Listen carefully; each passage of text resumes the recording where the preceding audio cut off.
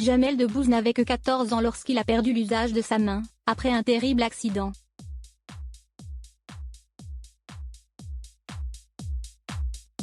Un sujet que l'humoriste semble éviter. Il a néanmoins fait exception, acceptant de se livrer sur la manière dont il a surmonté ce handicap.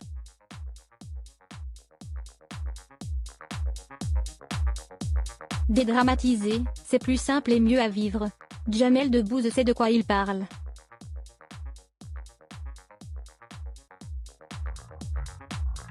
Il n'avait que 14 ans lorsque sa vie a été bouleversée. Nous sommes en janvier 1990.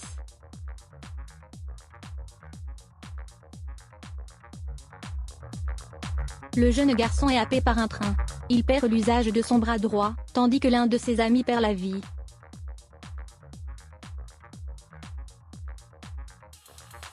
Son handicap, Jamel Debbouze a décidé d'en faire une force. Cela lui a permis de se construire une volonté de fer.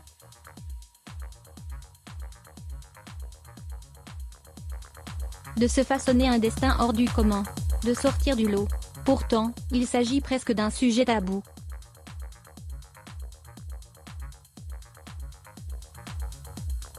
Sans doute de peur d'être réduit à cet handicap. L'humoriste n'évoque donc que très rarement cet épisode de sa vie.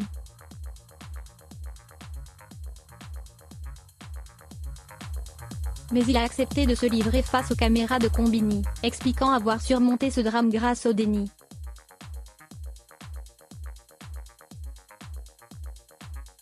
Tout simplement. La seule manière pour moi de passer outre cet accident, c'est de me dire, il n'existe pas.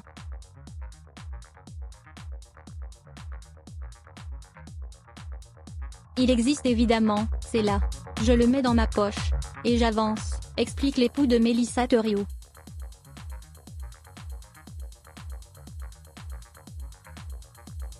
Une manière de nier que j'étais freiné, ou diminué, ou que je ne pouvais pas faire comme les autres, détaillait-il.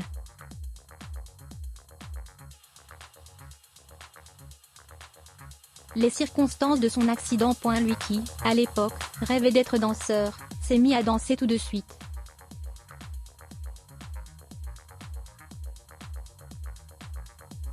Finalement, l'humour sera son exutoire. Et ce, dès qu'il a compris qu'il n'aurait plus l'usage de sa main droite.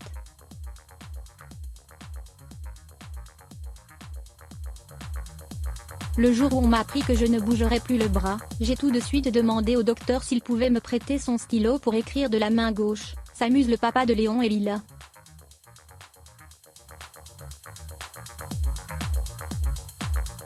Et de développer, ça a été un réflexe immédiat. Parce que, pas de temps à perdre.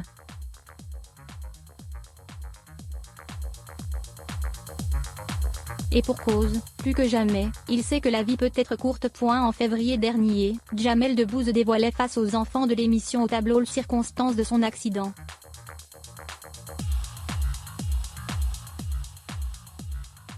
J'ai fait une bêtise, je n'ai pas écouté mes parents. Je suis sorti tard alors que je n'aurais pas dû sortir tard.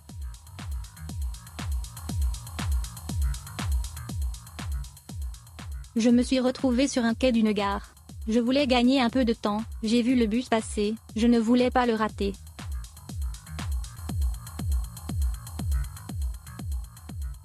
J'ai traversé les rails en pleine nuit, sans regarder ni à droite, ni à gauche, confiait-il non sans émotion.